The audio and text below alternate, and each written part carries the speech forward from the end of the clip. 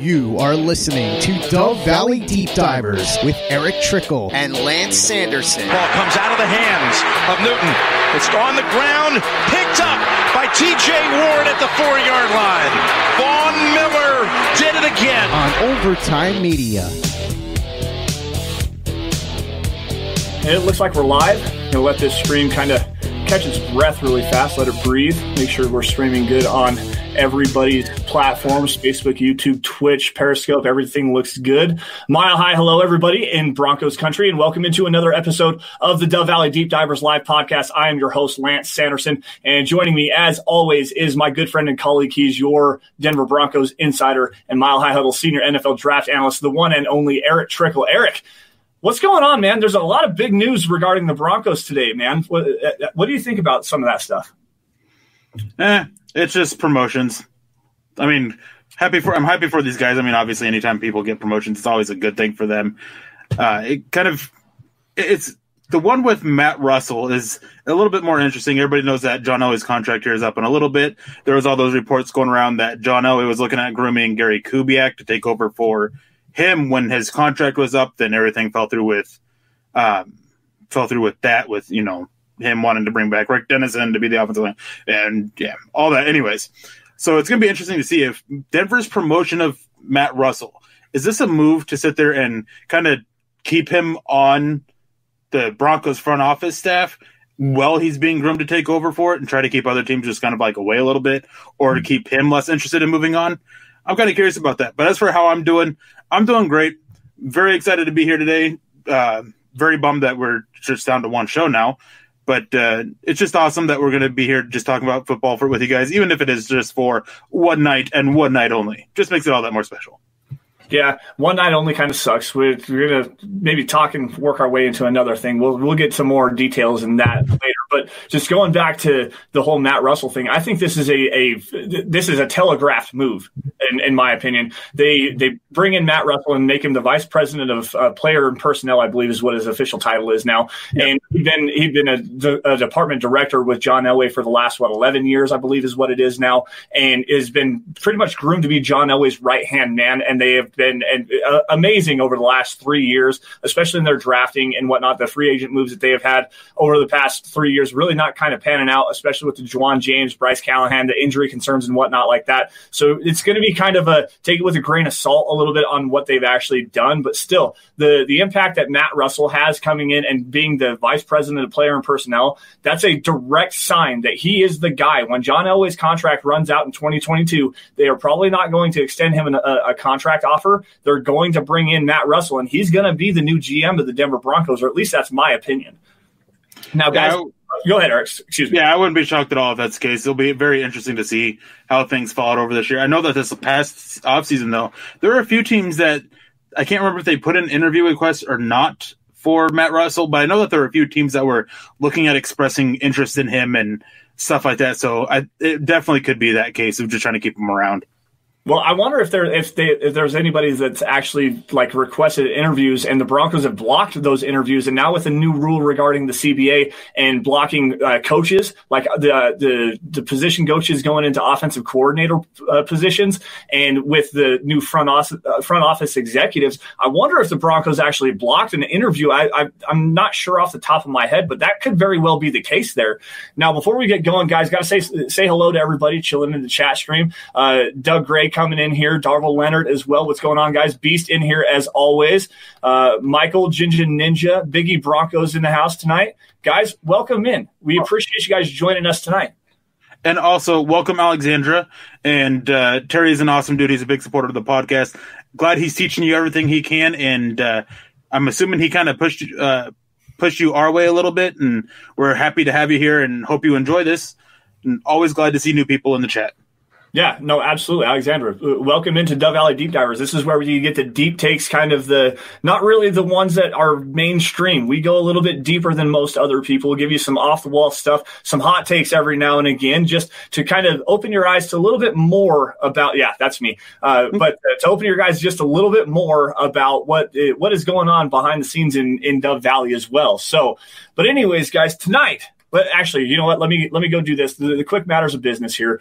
Make sure you guys are following on Twitter, if you are capable of doing so. Follow at DVDD_pod. That's the show. That is where you get the updates on what we're going to be talking about for this week's episode. Sometimes we throw some takes on there, and most often we're putting them on our handles, and you can find us. You can find me at Sanderson MHH. You can find Eric at Erick Trickel. Notice the CK in Eric and the EL in Trickel.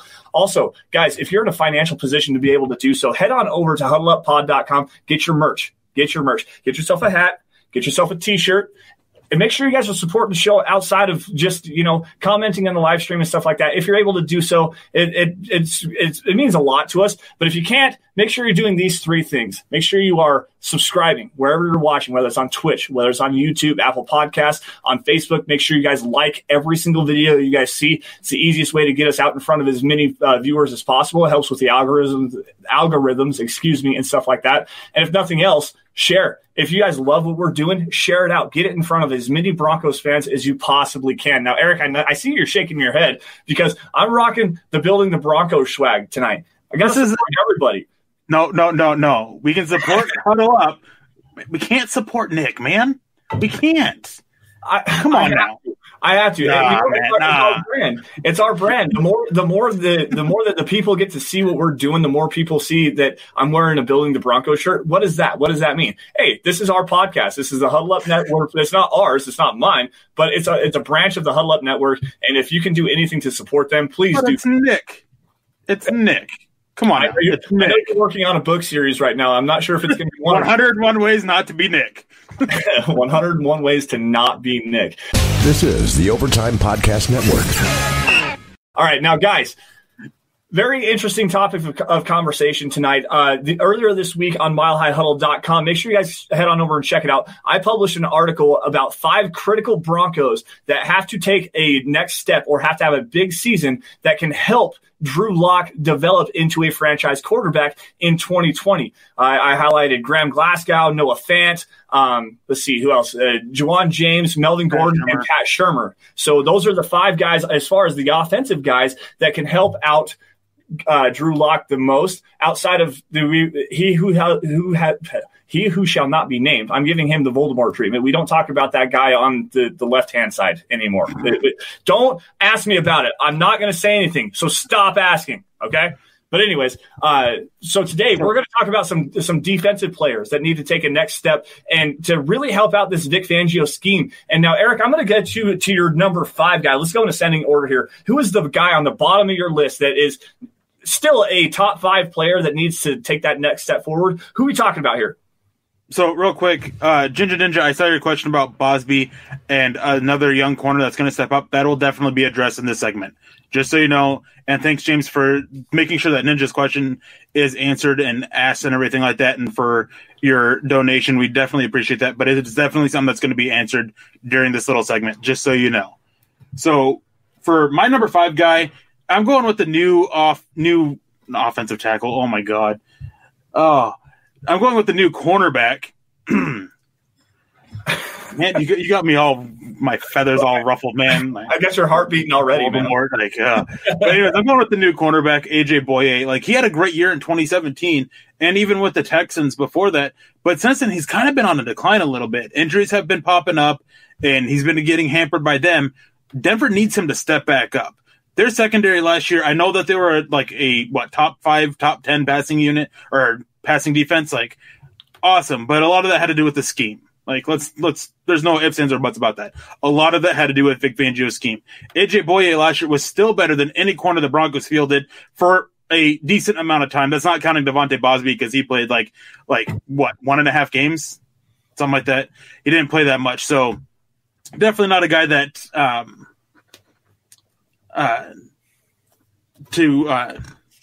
definitely a guy that has to step up. Now that I got my thought is they need him to be more consistency. They need him consistent. Man, I can't talk today. They need him to be more consistent and step up his game just because they need better in that secondary. Because to help out, I mean, a lot of teams rely on their pass rush, and Denver's going to be one of those teams, but they still need the help from the corners to help that pass rush out a little bit more, to help cover the issues of the secondary. It's a lot of give and take there with that. They just need AJ Boulier to step up and kind of not get back to that 2017 form, just have him get back to playing at a higher level than he has the last couple of years. No, I totally agree with that. AJ Boulier does need to have a step forward right now, especially with the injury concerns here lately, him falling off a cliff after that 2017 season. Last year, I'm going to kind of give him a pass because he was really the only true defensive star on that Jacksonville Jaguars defense. I mean, they had Calais Campbell, sure, but in the secondary, there was really no one there. After they traded Jalen Ramsey away, who else did they have in that secondary? AJ Boulier was pretty much left on an island, and he couldn't step to task. No. Biggest thing. He wasn't left on an island. He got a lot of safety help, and he still couldn't perform. He was the worst corner on the Jaguars by far. DJ Hayden out there actually had a really good year when he's for the Jaguars, and then the other corner that they had too, who largely played in the nickel. He had a really good season. So it wasn't that he was. I mean, with star power, it's more like name power. With this, is AJ Boulier definitely had the name, but. Yeah, those other corners, the safeties were kind of lackluster, but the other corners, they did play well there. No, I agree with that, but still, just with the lack of overall talent on that defense last year, they were banged up. There was really no. I understand what you're saying, man, but let me speak my voice here. Dang, this is my take. Let me have it. But no, there was some lack of firepower on the defensive side of the football. Calais Campbell was pretty good, but the Marcel Darius was not very good. Their front seven was bad. Their back seven, okay, I can understand DJ Hayden had a pretty good year, but still, when there's no pass rush to speak of, and you're playing on that island, even getting to the safety help, yeah, he does need to take a big step forward, and hopefully playing in Vic Fangio's scheme where it's more relied on the safeties, he's going to take that next step forward. And speaking of the safety position, my number 5 guy is going to be the winner of the nickel defensive back, that third safety kind of hybrid role. And I believe it's going to come down to Isaac Yiadom and Duke Dawson. They have to step up this year, fill in that Will Parks role, and step up big time. Duke Dawson struggled a lot last year. Isaac Yiadom obviously has struggled over the course of his first 3 seasons here in Denver. And now they're making a transition to him to safety. Like, he's really got to step up if he wants to even be a part of this roster, let alone be a key cog in making this defense actually click. Yeah, definitely. I mean, that's a big role in Vic Fangio's defense. So, yeah, it's going to definitely need one of those guys to step up. They need an answer for that. I don't think it's Trey Marshall. I don't like his game being able to drop down in the slot. Only thing I think he can do somewhat decently, and even then it's not that great, is being in deep safety. That's his strongest suit. He's not a guy you want to drop down in the slot. So you definitely need Duke Dawson, maybe even Asang Bassi or the other undrafted defensive back that they brought in. Douglas Coleman. One of those guys could definitely step into it. But for my next guy is sticking with a new addition is Jurrell Casey. Denver last year, they really struggled to get consistent pressure on the inside. Shelby Harris really wasn't that good last year getting consistent pressure. By the way, Derek Wolfe was actually the most consistent and the best interior pass rusher they had last year before he got hurt. And then it was just kind of lackluster. Draymond Jones showed his potential, but he still has growing to do. They need somebody now, and Jurrell Casey is a guy who he has shown that he can do such a tremendous job at getting interior pressure. They need him to step up because, of course, Vic Fangio's defense really relies on that. The issues that the Broncos have in the secondary, that pressure is going to help cover up a little bit. Getting a guy who can sit there and keep quarterbacks from stepping up is going to help out Von Miller and Bradley Chubb. And that was a big issue last year. Those first 4 games when Von Miller and Bradley Chubb went without any sacks, it's because there was next to no interior pressure. They were just able to go step up and step off to the side out of the pocket and avoid them. Like, there was no pressure there, and that hurt them more than anything else. Jurrell Casey's there now, so now he's going to be, hopefully, that answer they need. Well, hopefully that Draymond Jones actually steps up, and I'm going to go on the opposite side of the football here, opposite side of the nose tackle, and I'm going to put Draymond Jones on the hook right here. He did flash a lot, especially towards the later end of the season, and highlighted some pass rushing ability as well. Actually held up pretty well in the running game too, if I remember correctly. He's my number 4 guy. I actually had him as number 3, but just to kind of keep this conversation going on the defensive line before we get to some of these super chats before they snap out of here. Bawana, if you're in, you can grab a couple of those really fast and get him on the screen. But Draymond Jones, the second-year player at Ohio State, I think that he's going to have a huge role. And I think that if he does continue to develop, going back to Shelby Harris, Draymond Jones is going to be the guy that steps in and has that starter, the lion's share of the reps, playing at that other 5-tech defensive end position. And not to mention, just as another side note, I didn't really want to bring in some rookies into this conversation, but McTelvin and Jeem being able to provide that interior pass rush as well, those two players opposite of Jurrell Casey, that's a huge thing for me. I really think that Draymond Jones is going to have a big year this year. I think he's going to develop correctly, and he's going to be a big key in this defense. So before we get to taking the super chats and getting back to this, I just have one question. Is DeMarcus Walker done in Denver, in your opinion? Yes. I agree. DeMarcus Walker, the drafting of McTelvin and Jeem, the signing of Jurrell Casey, bringing back Shelby Harris. You still have Draymond Jones in tow working on his rookie contract and development. We'll see how that actually shakes out. DeMarcus Walker, I believe we did our 53-man roster projection a couple weeks ago. I had DeMarcus Walker as one of my first 4 guys off of the roster. I think he was number 2, in fact. I don't remember Walker being on it. Yeah, DeMarcus Walker was one of the guys that it was my first 4 off of the roster. He didn't actually make the roster for me. No, I'm saying it's like in the first 4 off. I don't remember hearing DeMarcus Walker, so that's why I asked this, because I just completely forgot about that. No, that's all right. Anyways, Terry Randall coming in from Canada, showing that Broncos country is not a geographic location. It is, in fact, a state of being. This one's for my girl, Alex. # state of being, # Broncos world. Terry, we appreciate you showing up all the time, man. Bologna Beast, what's going on here? We have a beast. At Beast, we have Poland. Alexandra is from Poland. Oh, okay. Awesome. Oscar coming in here with a $2 donation. Love you guys, and you know the emojis. We can't actually say them on screen. Horse, clock, and Locke. Yes, we understand. Big ups to Drew Locke in this upcoming season. Really, the success of the Broncos season relies on and hinges on Drew Locke taking that next step as a passer. But regarding just the Broncos defense as how it is, my number 3 guy, I'm going to go Devontae Bosby here, the cornerback. Yes, he did have the neck injury. I hope he's going to come back. When he did play last year on the outside, he looked very good. Driving on the football, very, very good tackler, which is a must in Vic Fangio's defensive scheme. Devontae Bosby, and the reason why I'm saying this is because Michael Ojemudia, I'm not going to put a whole bunch of trust into a rookie cornerback in Vic Fangio's scheme. I understand that it's really very well suited. He's a perfect scheme fit, a very good tackler. But again, it's a rookie. You don't know. You can't hinge on a rookie being that guy. However, Devontae Bosby, being a veteran cornerback, yes, he's only played a couple of years in the league. He's bounced around the league for the majority of his career. He played very well last year, tackled very well.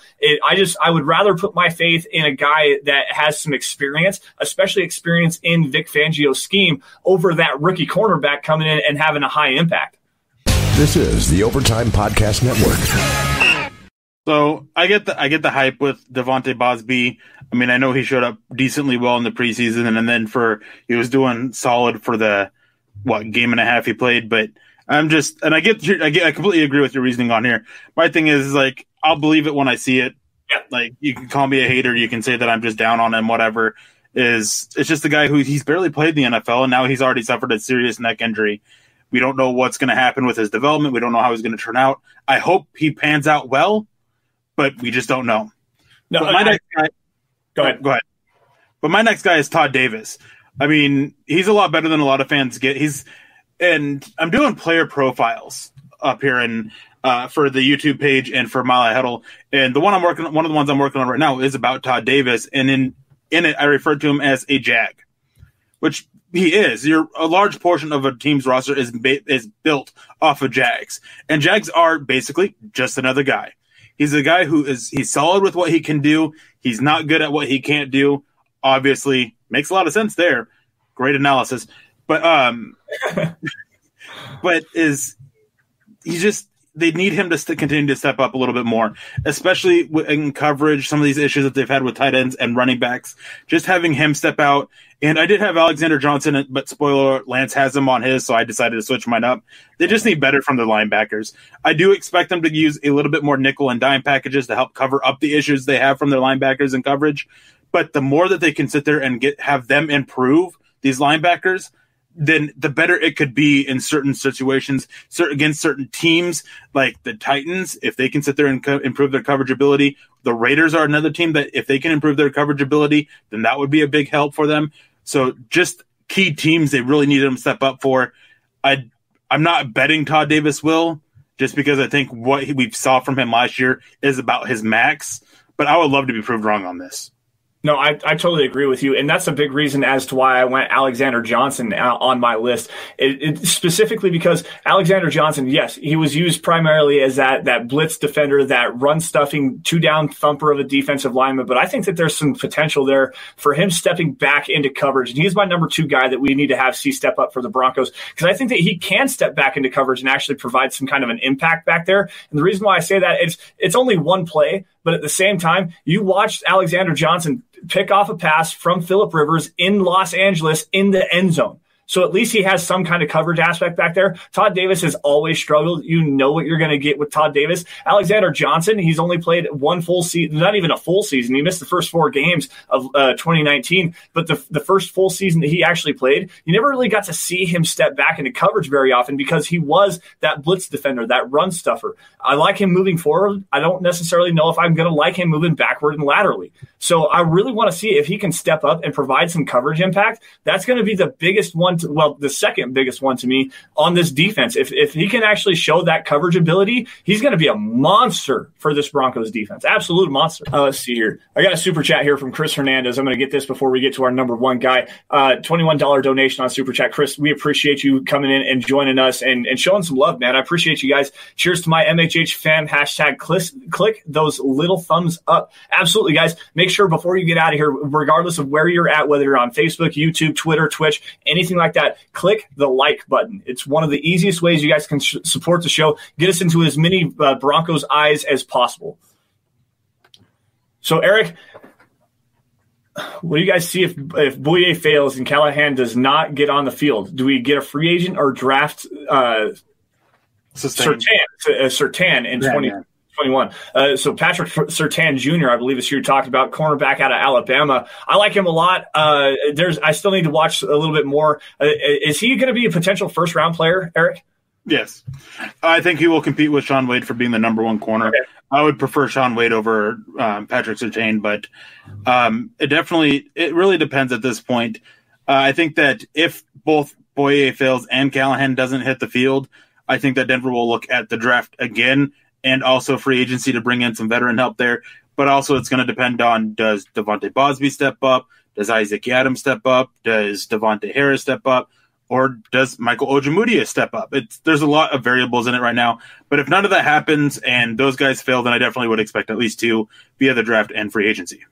Yeah, no, I agree. I think that cornerback depth on this team is probably the biggest weakness. I know that Football Outsiders just had a post the other day. I can't remember who wrote it, that said that backup quarterback was the biggest weakness on this Broncos roster. I see that. I get it. I disagree a little bit. The offensive tackle depth, just because it's an immediate concern. We don't know if Drew Locke is going to play all 16 games, but we do have a pretty good idea that Juwan James is not. Like Drew Locke with the weird thumb injury he had last year, missing some time, getting put on IR and everything like that. That's a kind of a fluke thing to me, but Juwan James being injured all the time and him not playing full seasons all the time, the backup offensive tackle depth right now, swing tackle guy, Elijah Wilkinson didn't cut it last year. We all saw that, 10 sacks given up last year. He was way worse than Garrett Bowles ever even thought of being. There's nobody back there. Quinn Bailey, maybe. Jake Rogers probably on the outside looking in as far as the 53-man roster goes. Offensive tackle depth and cornerback depth, especially because you really don't know. Devontae Bosby coming back off of an injury. Devontae Harris last year struggled in his time. Michael Ojemudia, again, a rookie. You don't know what these guys are going to bring as far as an impact goes. Those are my top 2 weaknesses. I would really like to see the Broncos target a cornerback. Shaun Wade would be the guy, obviously, to me, but he's probably going to be a top 10 pick, and I don't think the Broncos are going to have an opportunity to go and get him. Patrick Surtain Jr. is another intriguing option. Again, I'm not even started yet on my 2020 NFL draft prep right now, but some of the guys that I've heard about and done some reading and watched just a little bit, sure. But either cornerback or offensive tackle, those are the biggest needs for this Broncos team. Yeah, well, getting back to this, we'll just name off our last 2 guys here real quick. And my 4th guy I want to look at and see and step up is Justin Simmons. He always seems to be just right there at that cliff of becoming an elite safety, and last year was that huge step forward towards that. But I want to see him take that next step forward and become that elite safety. That is what I want from Justin Simmons. He definitely has that potential, and I think that Vic Fangio's defense can see him become that, especially if the pass rush can get there and get home and create create these problems for these quarterbacks. That is going to be a huge thing that we got to keep an eye out for him. But I also want to see him step up as a leader a little bit. Lead that secondary. That secondary is missing a leader. They have been missing a leader for a while because Chris Harris last year, he didn't really step up into that role. So that's something that they definitely got to need from him. He's the guy who he's looking at getting a big contract here. I know right now he's franchise tag. There hasn't been much word going around about a possible extension. We'll probably start seeing stuff about that coming out here in the next couple of weeks. But definitely a guy that we want to sit there and see take that next step and become that elite top-tier safety in the NFL. He's right there, just not quite there yet. And my last guy is Vic Fangio. I mean, it's his defense. It's his scheme. He's got some tough offenses he has to play against this year, primarily the Chiefs. The Raiders' offense on paper looks really good, loaded with weapons, and their offensive line isn't terrible either. I mean, their biggest weakness is Colton McCoy on that offense. Well, I'm not counting the quarterback. It's going to want to depend on what Derek Carr can do with them, but he's got to figure out a way to slow down Darren Waller, Williams, Josh Jacobs, the other tight end, Fabian Moreau, and, of course, Henry Ruggs. They got to figure out how to stop those guys, stop all the Chiefs' weapons. That's going to be Vic Fangio's job. We got to see him step up and not just really just kind of cheating here a little bit, not just with what he does on the defense, but what he does as a head coach in general with his decisions that he makes. And I like to see him take a little bit more risks when the analytics suggest that is a reasonable way to go. No, I totally agree with that. And that's kind of along the same line of thinking that I had with Pat Shurmur being my number one guy that's going to boost Drew Locke's, at least flatten the learning curve for Drew Locke going into 2020 to help him become a franchise quarterback is Vic Fangio absolutely has to scheme this defense correctly. There's, like I said, you've got the hole of the cornerback position. You really don't know what you're going to get from those kind of guys. How is he going to be able to scheme these guys and make sure that they're not like limit their weakness, highlight their strengths, be a schemer, be a game planner, and work with the defense? Now, I'm going one that's a little bit more obvious. Really, the biggest obvious one here is Von Miller. Everybody knows Von Miller has to have a huge season. If the Broncos defense wants to have success, Von Miller has to be the guy. He has to have another double-digit sack campaign. But I'm looking on the other side here, and I want to see what happens with Bradley Chubb coming back off that ACL tear. I really want to see him take another step. He had a huge rookie year, didn't offer a whole lot last year just because as far as the statistical analysis goes, but as far as the watching the tape and everything like that, he was causing all kinds of havoc in the backfield, in the running game, creating a whole bunch of pressure, goes down with that ACL tear. I really want to see him take that next step. Hopefully he comes back fully healthy because he's a big key, especially after watching Jeremiah Taucher come in at the later end of the season. Yeah, he showed a lot of flashes, played very well given his role, but Malik Reed, Justin Hollins, those other guys coming off the edge, Bradley Chubb has to be an impact kind of a player this year. And with him getting that added pass rush across from Von Miller, standing next to Jarrell Casey maybe at times, getting Draymond Jones, McTelvin Najim, Bradley Chubb is my number one guy that this defense, he has to step up if this defense wants to take that next step forward under Vic Fangio. Absolutely have to. Yeah, and I would say that going back to Von Miller real quick is there is no doubt about anything that Von Miller's 2019 season was a disappointment. Like yes. There's no doubt about that. There's no one that can argue against that. Yes, he showed up very well as a run defender. Yes, when he was asked to cover, he did very well there. But as a pass rusher, he was just a little bit lackluster. And people can sit there and say that it was a scheme. I think that there is more to it. There's no excuses this year. There's none. He has to step up. It's that simple. He's the leader. He is the leader of the defense, the leader of this franchise. He is the face of the franchise. Yep. Maybe outside of Drew Locke, but I totally agree with that. And big thing with Von Miller is right now he's 31 going on 32, I believe. Like he's already on the wrong side of 30. So he has to step up as well and show that 2019 was just a fluke, not necessarily that it's going to be the regular norm, the new normal for him. Like he has to show up and get back to that old form, that 28. What was it? Obviously the 2015 season, but 2016, 2017, where he was still producing 14, 15 sacks a year. He has to get back to that as well. So he just turned 31 in March. March. But my thing is with Drew Locke is we still don't know what he's going to be. Yes, he could potentially be that face of the franchise. He isn't right now. Plain and simple. Von Miller is the face of this franchise. Yeah. Justin Simmons is kind of stepping in, might be right about there taking over if he can take that next step to be an elite safety. It's Von Miller's team. It's that simple. It really is that simple. Drew Locke, maybe it will be his. We just don't know. This is the Overtime Podcast Network.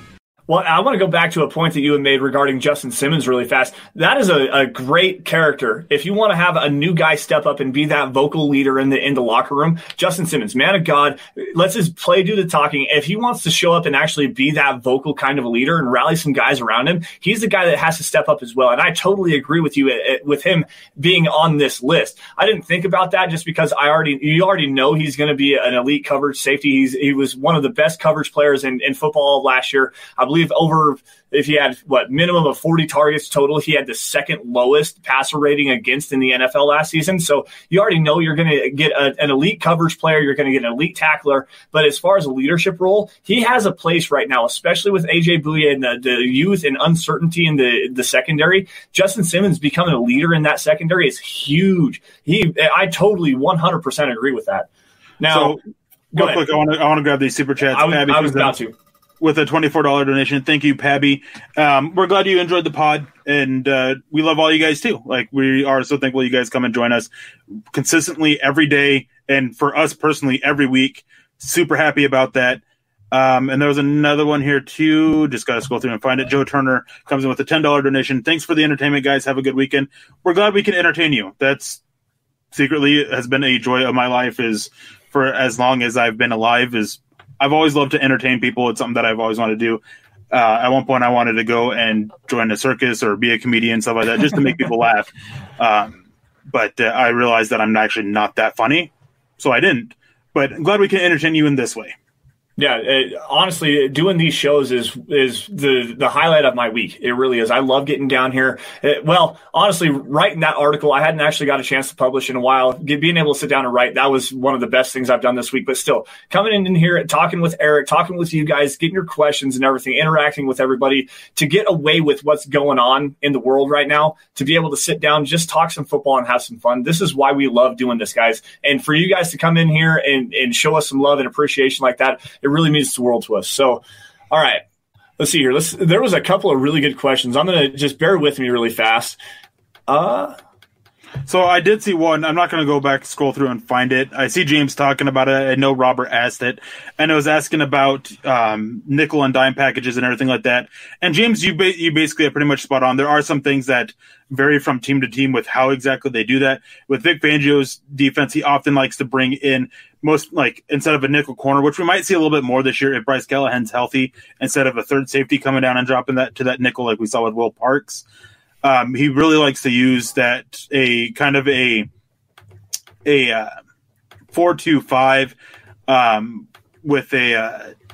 with two down linemen and then obviously your two edge rushers. I was trying to think down linemen.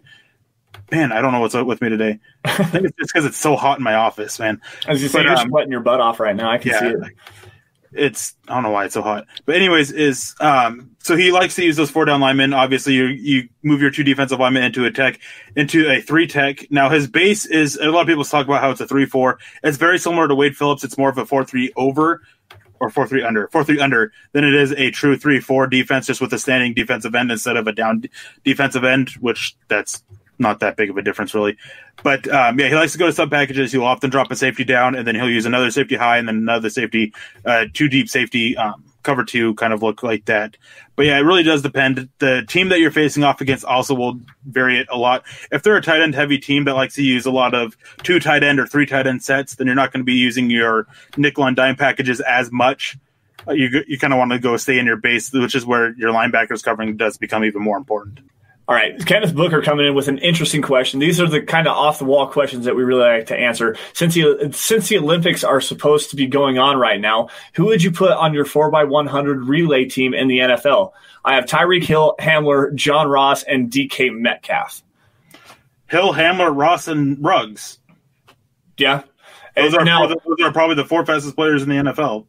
Yeah, probably. Now, if I was going to say, just as far as going to the Denver Broncos, which is what I thought the original question was when I there was an original with the Broncos. Okay, so for the Broncos, it would be Champ Bailey, Clinton Portis, KJ Hamler, and probably DT would be up there. I would put Demaryius Thomas on that list. Demaryius Thomas, Champ Bailey, Trenton Holiday, KJ Hamler. Yeah, Trenton Holiday would be a good one. Clinton Portis, though, when he ran a 4.26 or 4.27 or something like that at the combine, just absolutely flew. Tatum Bell, Bawana was in here earlier before we got started, and we were talking about, do you remember Tatum Bell? And I was like, oh yeah, absolutely. Tatum Bell was a fast guy too. I said he was a fast SOB when he was playing for the Broncos, especially after he came off the cell phone kiosk. Coming out of a Denver mall. Like he showed up, and the Broncos had 6 or 7 guys on IR that year, and they brought Tatum Bell off the cell phone kiosk, and he had a couple 100-yard rushing games. I believe that was 2006, 2007, something like that. There's a guy that you could put on your 4x100 relay team. So with that, mentioning Tatum Bell reminds me of this. One of the funniest things I ever remember watching a football game is I can't remember who was announcing it, but it was the Broncos playing, and it was one of that. It was after Tatum Bell was gone, but they had Mike Bell, and the announcer went off about how Denver had twins with Tatum Bell and Mike Bell. And they're not related. Like it's it was probably one of the best things ever, because the guy just had this pure look of I don't know what to say. They're not related. So. All right, so there's a comment here that I want to grab really fast, just because I want to talk about the impact of Henry Ruggs in this Raiders offense. Brian Weatherwax coming in and says Ruggs would be a problem if he didn't have a noodle arm throwing to him. Now, we can talk about Derek Carr all we want to. However, Henry Ruggs is not specifically just a deep threat. He wins especially on slants and crossing routes, something that Derek Carr does very well. Let's stop playing some games here. Derek Carr getting the ball out quick, hitting those slants, hitting those crossing routes, especially over the middle of the field. Henry Ruggs is going to eat in this offense. You have to find somebody that's going to be able to jam him off the line of scrimmage, because he doesn't fight off a press very well. That can be coached out of him, but still, at the same time, Henry Ruggs coming over the middle of the field in this Raiders offense is going to be way better than Henry Ruggs going down the field. In fact, I believe that Henry Ruggs is going to be that middle of the field threat, and you're going to see Tyrell Williams be that deep threat for the Raiders offense. Regardless of Derek Carr throwing the ball, he can push it down the field. He doesn't do it very often, but getting those slants, getting those crossing routes, that is where Henry Ruggs is going to eat big time, and he's going to be super successful doing it. Yeah, and what a lot of people don't realize too is that he doesn't go target deep downfield a lot, because that's kind of what John Gruden doesn't ask him to do. But he can do it, and he can do it very well. And not only this, is Derek Carr consistently throughout his career has one of the highest yards per attempt. He is not afraid to throw that ball deep downfield and take shots when it's called on. And with Henry Ruggs in the field, I would think that it's going to be called on a little bit more often. But again, it's those slants with how quickly he is to just get open, and those ins, those outs, just those kinds of routes and everything like that, is he can make them pay for just that way too. Yep. And James Campbell coming in with a super chat here, 7 pounds coming out of London. So in a very much the same theme, can you please shed some light on what the Broncos need from their nickel defensive back position? And Eric, I'm going to let you take this off first, just because I want to think about my answer on this one. So largely is they want their pure nickel. They obviously want him to hold up in the slot no matter who they're facing. Depending on what team they are against, they might move that nickel over to playing against the tight end and moving one of the linebackers into the slot. That depends, and that's something that I believe it was the Los Angeles Chargers kind of took advantage of, was getting Todd Davis up against the wide receiver and being able to move the ball that way, even though they didn't win, but that was something that they tried to do. But it's very much as reliant on dropping all 8 into coverage, or 7 into coverage, and letting those 4 pass rushers get after the quarterback. That is what Fangio wants to see from his sub packages, is the pass rushers to get home. If the ball is thrown, it's considered a failure for them. And it's also a big thing of where, Alexander Johnson, where he can come into play so well because he blitzes, and that's something that Vic Fangio, even though he doesn't like to blitz, he can sit there and still jump in and help provide that pressure to help ease up the issues with the secondary. So it starts up front with the sub package, where most other teams, this is one thing where it varies, is a lot of other teams, their sub packages start in the secondary and move forward. Denver's starts in the front and moves back. Yeah, and that's pulling a defensive lineman off the field, pulling a linebacker off the field, especially if you're going to go into that dime situation that Vic Fangio likes to use as well, especially early in the series too. Vic Fangio likes to run that nickel dime defense early in the down, and not really early in the series, but more second down, first and second down, and then third down, get his pass rushers back on the field so that they can go and eat. And hopefully you've got an incompletion or a negative run in that early nickel defense, getting then your pass rushers back on the field. That's where the biggest thing is. Now, as far as this nickel defensive back goes, I really like to see some guys that have a little bulk to them that can play vertically, not necessarily more horizontally, and drive on the football in the running game. That's a big thing with Vic Fangio, is having guys that can come up and create tackles in the open field, out in the flats and stuff like that against tight ends and running backs. That would be the biggest thing to me in a Vic Fangio defense, is a guy that can do that, play also in coverage, but also tackle well on the outside. Yeah, and one thing, too, is you mentioned about who's coming off the nose tackle. That's who comes off the field, the nose tackle. They are a part-time player. That is one reason. Is I know a lot of people out there disagree with me, but DJ Reader, to me, I didn't like him when he was operating outside of the 0-1 technique. Every once in a while he was fine as a 3-tech, but that wasn't the best place for him when I set him. So that's why I was thankful Denver didn't pay big money to go get him. And why I like Jarrell Casey so much better is because he can be that 5-tech in base and then that 3-tech in sub packages. But that's what happens is the nose tackle comes off. It's why they're a 50% player. It's why you don't pay nose tackles big money, and it's why when it comes time, it's like they're worse than running backs. Like they're less valued than running backs. Even less valuable than Nick Kendall's linebackers. Linebackers are the running backs of the defense. If you're going to have anything that's less valuable, it'd be like your third tight end. That's your nose tackle pretty much. So James Campbell coming back in with another 2 pounds. Please, hashtag Eric's Tie Rocks, hashtag Lance's Diaper Fund, hashtag DVDD. James, I know you like this podcast pretty much more than every other podcast. Hashtag, or shout out to Nick there. But thanks for the support, man. We appreciate it. All right. Find another question here. Robert Casler coming in. That's actually a good one. Yeah, I was just grabbing that one. How does the other AFC West teams run their tight ends? Now, obviously you got the Chiefs. They run Travis Kelce. He's inside. He can play as that inline blocker. He can play coming off the line of scrimmage down the field. Say what? Except when he's blocking against Von Miller. Yeah, that's true. I mean, it's really hard for a tight end to block against Von Miller, period. But Travis Kelce, as far as a run blocker, when he's not tasked with blocking Von Miller and Bradley Chubb, as far as that goes, he's actually a really good blocker. He can win off the line of scrimmage, lined up lined up on the line of scrimmage, lined up next to the tackle. He also is very good coming out of the slot. Hunter Henry, it's going to be kind of interesting to see how this new Los Angeles Chargers offense looks. He's more of really kind of same in line with Travis Kelce, really good as a run blocker, good coming off the line of scrimmage, can line up outside. I like him lining up outside better than I do like lining him up in the slot. But Darren Waller, that guy's a freak, man. He can line up pretty much anywhere. He was a wide receiver in college, I believe at Georgia Tech.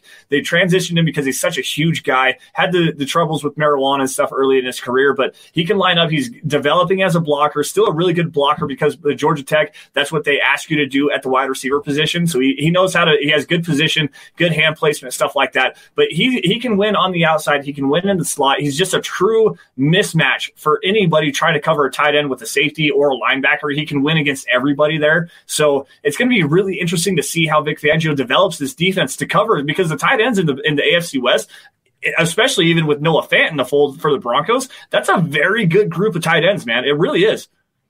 And I don't know, I didn't catch if he said this or not, but with the Chargers, when it comes to Hunter Henry, they often run him on the bench because he's always hurt. That is true. That is very true.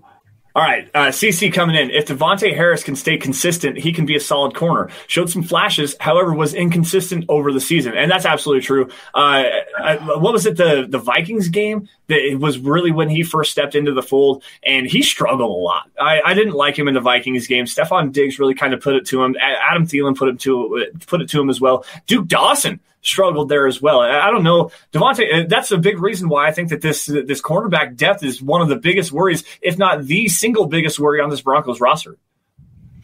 So Devontae Harris, just biggest thing that it comes down to with him is he got hurt, or he didn't get hurt, sorry. He got benched for Isaac Adam. Wait. what else is there to say? He was playing so poorly, he got benched for the guy who was benched for him. Yeah. And he did have a few shining moments there, but for the most part, it wasn't a good game series from him. I'm trying to pull up something here real quick about him. I'm trying to pull something up about him because it's actually very eye-opening as to how much he struggled last year. And for some reason, it's not letting me pull him up on this. Well, I got a really good question here from Miller707 Champ. I'm going to take this away really fast. Yeah, go ahead. Just to get away from the dead air here. Who's the number one player in the draft that the Broncos missed on that you wish they got, and who did they draft that you wish they didn't? Okay, so the number one player in the draft that I think the Broncos missed on, probably Ruggs. And it's not really that they missed on him just because he was taken before they could, but that's an added dynamic to this team that with him, again, like I said, winning on slants, winning on crossing routes, just the overall speed of him, and pairing him with a guy that can push the ball down the field in Drew Locke, that's absolutely that would have been a huge piece for this offense. I'm glad they went and got KJ Hamler because he can fill kind of that same similar role, just not quite as good as a Henry Ruggs, but still Ruggs would have been the guy. He was the guy that I really wanted the Broncos to draft, even though Jerry Jeudy was my number one wide receiver in the class. But as far as guys that they did draft that I wish they didn't, Alberto Okwuegbunam, and that's the one pick that I really just kind of shake my head. I don't understand the fit there. The Broncos already have a huge tight end room. There was a question earlier in here that we'll get to here in just a second. But as far as as far as the drafting of Alberto Okwuegbunam, that was so head scratching to me. They signed Nick Van Nett. They had Jeff Hireman. They had Austin Fort, Andrew Beck. The room is completely packed full of guys, and Alberto is not really as explosive as Noah Fant, but they fill really the same kind of role. I don't understand that pick, and that's the one where I'm not sure that I totally agree with it. Did you just say Albert Okwuegbunam and Noah Fant fill the same role? They can. No. Why not? Why can't they? So Albert Okwuegbunam is a straight line guy. Okay, yeah, I agree with that. Noah Fant isn't. I agree with that, but as far as stretching the seams and stuff like that, they can fill the same kind of role. That's if you're using Fant to stretch the seam, you're not using him to his best ability. He's a guy who he wins more horizontally down the field, not so much vertically. Albert Okwuegbunam, if you ask him to change directions, it's going to be a huge disaster because the dude is like trying to turn the Titanic away from an iceberg, and just not what you want. You want him running a straight line, being that deep threat. Like that's what it is. But I don't disagree with your premise. There is Denver already. They had such a decent range of skill sets with their tight ends that Albert Okwuegbunam, because of what he can do down the seam, was a little bit redundant. Just because of how many tight ends they had, and that they have other players who they can sit there and use to stretch the seam, and just from the wide receiver position. So it kind of takes the room, and it just kind of makes it the weapons a lot more cluttered. Because if you want Albert Okwuegbunam on the field, who are you taking off? Are you taking off Noah Fant? Are you taking off KJ Hamler, Jerry Jeudy, taking off the running backs and going empty sets? Like, you're just taking somebody else who's much better and much more developed to be out on the field. So. Yeah, no, I totally agree with that. Why would you take some of these other weapons just to put Alberto on the field? Like, what are you really trying to accomplish with that? The only thing I could kind of see is just Alberto's effectiveness in the red zone. But even then, like, I don't understand. Are you running a 2 tight end set to get KJ Hamler off the field and putting Jerry Jeudy and Cortland Sutton on the outside? Actually, that's kind of an intriguing proposition there. But still, at the same time, I don't know why you would want to do that. Yeah, I mean, it's not saying that he can't eventually develop into more, but right now he just doesn't have that versatile skill set to really be more than just that. So, no. All right. Oh, and I found this stuff about Harris. So Harris actually allowed 31 of 44 catches that were thrown his way to be caught, which is a 70.5 reception percentage that he allowed, which is actually one of the worst in the NFL from last year. He allowed a 9.5 yards per reception, which was one of the worst last year. His NFL rating he allowed was 111.6 when he was targeted. 3 touchdowns. Like, he played terribly last year, and he got benched for the guy he was placing. Isaac Gadam, before he was benched for Devontae Harris, was still playing better than Devontae Harris did. He started seeing action against the Los Angeles Chargers in week 5, and he finally got yanked from the game after Buffalo. The Minnesota game was a drastic downfall. The best game he had out there was against Cleveland, where the Broncos pass rush did the most work. All right, guys, a couple more questions before we got to get out of here. Ashish coming in here on Facebook. The Broncos have some tough games. Broncos have some tough games at home this year than on the road. Do you guys think our defense is well equipped to face these tough teams? How confident are you guys about the scheme and players? Do you think adding more depth is needed, like adding proven corners and linebackers? Well, obviously, I think the Broncos definitely need to add some proven cornerbacks. A veteran out there, Darqueze Dennard is still on the board. Drake Kirkpatrick as well. After seeing Eli Apple sign with the Carolina Panthers the other day, that kind of hurt my feelings just a little bit. I really wanted him to come into the fold, especially after Prince Amukamara went to the Raiders. So, not really sure. I don't know if the Broncos are really. That defense travels well. That's just plain and simple. Defense always travels well. And with the Broncos this year, having Vic Fangio again, I think the Broncos defense is going to take a really good step forward. It's just the biggest thing is, can they win these games on the road with Drew Locke, a young quarterback, and with all of the young weaponry on the offense? That's really the truth behind this Broncos team. If they can step up on the offensive side of the football, I have a lot of faith in the defense. Yeah, it's going to be interesting because there's a lot of concerns about this defense, and Vic Fangio's scheme is going to help be able to cover up for some of them. I don't know if they'll cover up for all of them.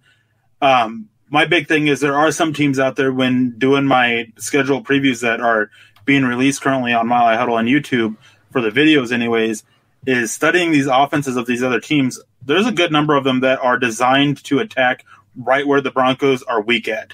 The Atlanta Falcons, with so much uncertainty about the corner, how are you going to stop Calvin Ridley and Julio Jones? Yep. Well, the best way to do that is get pressure on Matt Ryan, but are we going to see the pass rush step up? The New York Jets, they've added some decent weapons to them. Getting to Sam Darnold, their offensive line, they really went and bolstered. We don't know how it's going to be. Tom Brady and the Bucs with all the weapons they have. Our best hope is that Tom Brady doesn't have that offense down and chemistry isn't down with those receivers. Yep. And it can go on and on. The Chiefs, the Raiders, even based off of just on paper, of course. The Saints with Emmanuel Sanders and Michael Thomas and Jared Cook at tight end. Like, it's going to really fall on Vic Fangio to get this defense up and going because talent-wise, they're hurting in key areas. Yeah. No, absolutely. You're 100% correct. So I did see a question about how Jabba the Hutt would do as a punt returner, and I think I would do terribly as a punt returner. I mean, all they got to do is hit my knees or my ankles once, and I'd be down and out for it. So I saw that question. I really wanted to click on it just because you and your Star Wars fanaticism. No, it's not even. That's not even Star Wars fanaticism. That's the guy that's just because of the guy on Twitter who likes to refer to me as Jabba the Hutt. Oh yeah, that's true. I forget about that. All right, Jason Peters coming in, thinking I think Michael Ojemudia will fit. Fangio knows how to get the best out of cornerbacks. It's not that I don't think he's going to fit.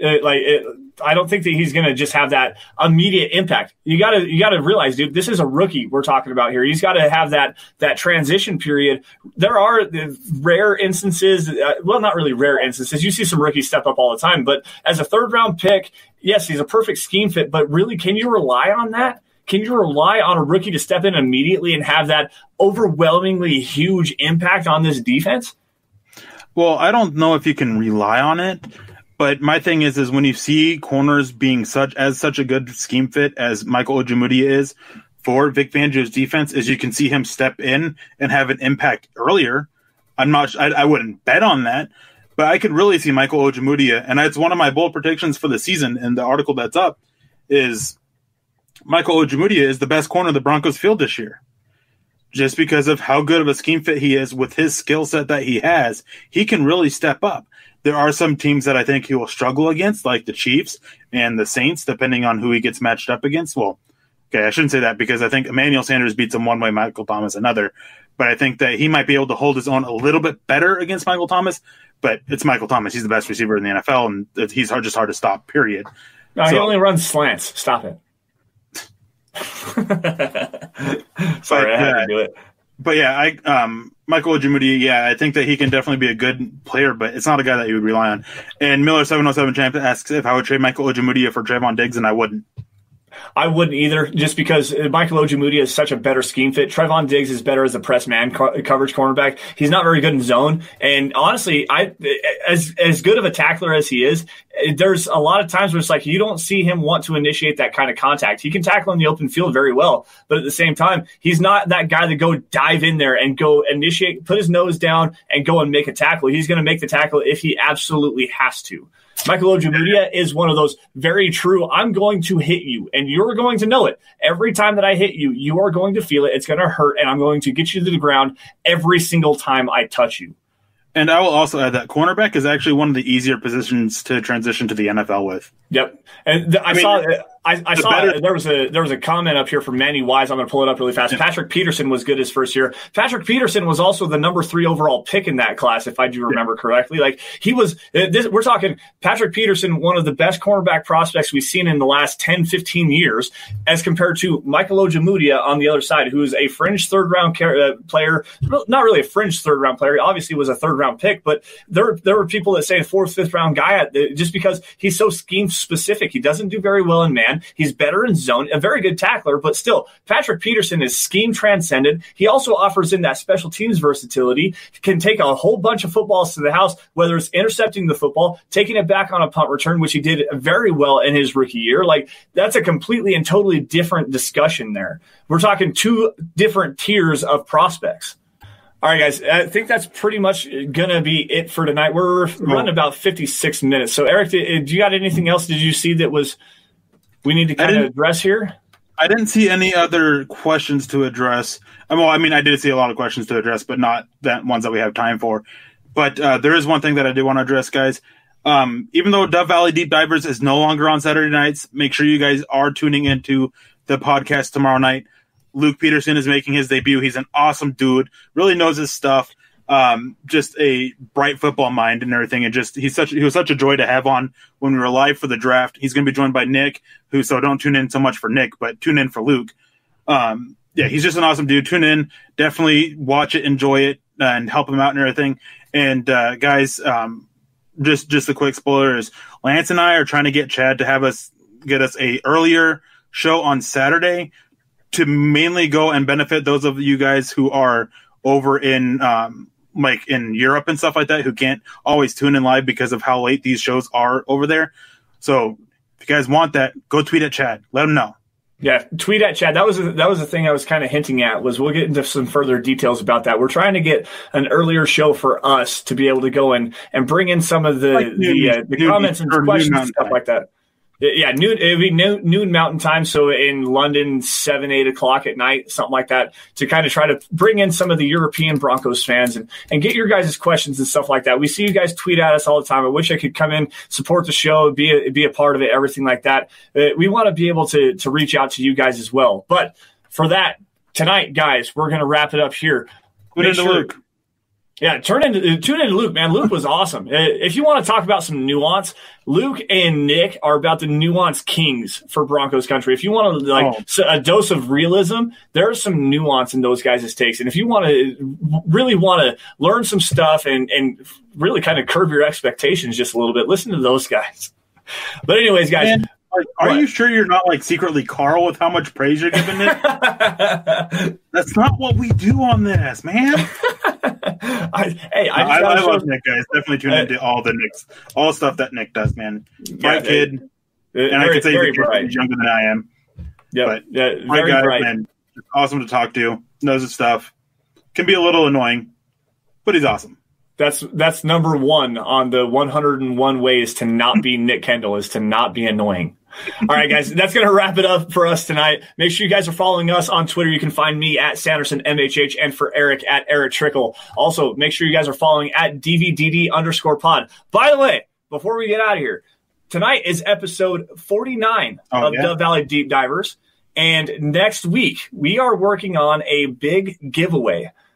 We're going to give away a Dove Valley Deep Divers hat, Dove Valley Deep Divers t-shirt, but you have to be following me on Twitter, Eric on Twitter, and at DVDD_pod. We're going to figure out a good trivia question regarding the Dove Valley Deep Divers. You have to go back and do some research and find out whoever is following us, all 3 of the accounts, gets the question correct will be entered into a drawing for some free merchandise regarding the Dove Valley Deep Divers. So make sure you guys are in tune for that next Friday at 6 p.m. Also, if nothing else, make sure you guys head on over to huddleuppod.com. Get your merch on. Get yourself a hat. Get yourself a T-shirt. Do whatever you got to do to support the show. And if you're not in a financial position to do so, guys, at least subscribe wherever you're watching, whether this is on YouTube, whether it's on Facebook, on Twitter, Twitch, anything like that. Subscribe to what we're doing here, guys. Subscribe to Mile High Huddle, to Huddle Up Pod. If nothing else, like the video wherever you're watching. Again, YouTube, Facebook, Twitter, Twitch. Like that video. And if you really love what we're doing, click the share button, because that is the easiest way to get us out into as many Broncos fans as possible. Now, last thing before we get out of here, also follow at milehighhuddle.com. It's the easiest way to get breaking news, analysis, opinion articles, film breakdown, stuff like that from your favorite Mile High Huddle characters like myself, Eric, Nick, Carl, Chad, Zach, all of the guys. Head on over that way. You stay in tune to what we've got going on the Huddle Up podcast on the website as well. Now, so real quick, Brian, when we hit episode 72 of the Dove Valley Deep Divers, we're going to give away a autographed Garrett Bowles jersey, autographed by myself and Lance. Not really. No, I'm not sure exactly why you said that. But. And Jody, if you're here, we'll rig it so you get it. I know how much you love Garrett Bowles. Absolute truth. All right, well, let's see if I can grab another question here really fast. If nothing else. Nope, that sounds like it. Eric, any last words before we get out of here? You good to go? Dude, I am good to get out of here because my office is roasting. I love talking football, but man, I know I said his name. I kind of did that on purpose. Yeah, Jody, I'll hold it for you. Don't worry. But yeah, I'm ready to get out of here. Luke was on during the draft, man. Yeah, Luke was on during the draft. He was an awesome guy to talk to, really good guy. You're going to really like some of his takes. Very knowledgeable football mind. Very good dude. Make sure you guys tune in tomorrow, 6 o'clock Mountain Time, 8 o'clock Eastern, to check out Nick and Luke on their new podcast. But for tonight, guys, thank you all once again for joining the Dove Valley Deep Divers. You guys have a great night. Stay safe. Take care. We'll see you guys next week. You've been listening to the Huddle Up Podcast. Join Broncos Country's deep divers at milehighhuddle.com to keep the conversation going.